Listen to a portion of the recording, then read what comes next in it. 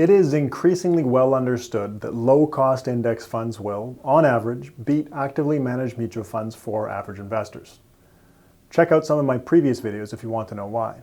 I think that there is still a perception that large institutions like pension funds and endowments with access to the supposedly best money managers are able to outperform.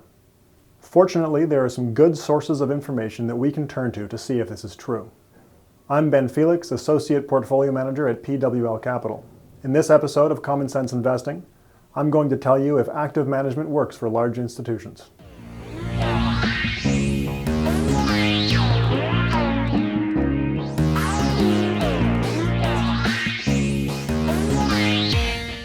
It has been well documented that fees can vary substantially depending on who is investing. Retail investors typically pay much higher fees in terms of a percentage of their assets than institutions. Institutions are also able to access asset classes like real estate, private equity, and hedge funds that might not be readily available to a retail investor. A proponent of active fund management might argue that these factors should be conducive to market-beating performance for institutional investors. A 2017 report from Standard & Poor's looked at the net and gross of fee performance for institutional investment accounts with the intention of seeing if fees were the sole cause of underperformance for retail active managers.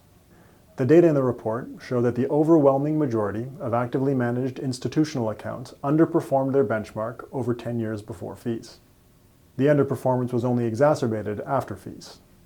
Well, that answers that.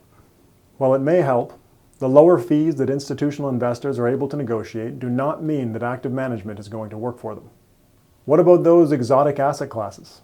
Every year, the National Association of College and University Business Officers, NACUBO, releases their report on the performance of college endowment funds.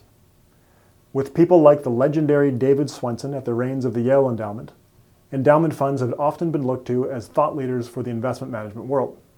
Taking advantage of their exceptionally long time horizons, endowments will often have asset allocations that allow for less liquid asset classes, like private equity and hedge funds. These asset classes tend to be much more expensive to invest in and require more staff on hand to manage. It's all worth it if the returns are great. The 2017 NACUBO report shows that the 10-year average return for all 809 institutions that they track has been 4.6%. A simple 60% stock and 40% bond index fund portfolio has returned a little more over the same period, for a tiny fraction of the costs and far less complexity. Endowments have not generated the stellar performance that we might expect. In the Great Financial Crisis, Harvard's massive endowment was famously left with no cash to cover their margin calls and had to go into debt to stay afloat. Much of their capital was tied up in illiquid private equity and real estate. They lost nearly 30% in 2009, about the same as a 60-40 index fund portfolio. Some pension funds have gotten the message. Steve Edmondson, who manages the Nevada State Pension Fund, a $35 billion fund nearly the same size as Harvard's endowment, does nothing but invest in low-cost index funds. It's also worth mentioning that the Nevada State Pension Fund has consistently outperformed Harvard's complex and expensive endowment. In a 2013 report, the Maryland Public Policy Institute wrote, "State pension funds, including Maryland, have succumbed for years to a popular Wall Street sales pitch. Active money management beats the market. As a result, almost all state pension funds use outside managers to select, buy, and sell investments for the pension funds for a fee. The actual result, a typical Wall Street manager underperforms relative to passive indexing, is costly to both taxpayers and public sector employees." The report continues, "Getting pension fund administrators to support the policy and to educate legislators about indexing will be an uphill battle. By agreeing to the policy, administrators essentially admit they made mistakes by betting heavily on active managers. Who wants to admit an error? Investment consultants and Wall Street money managers will vigorously oppose such a policy.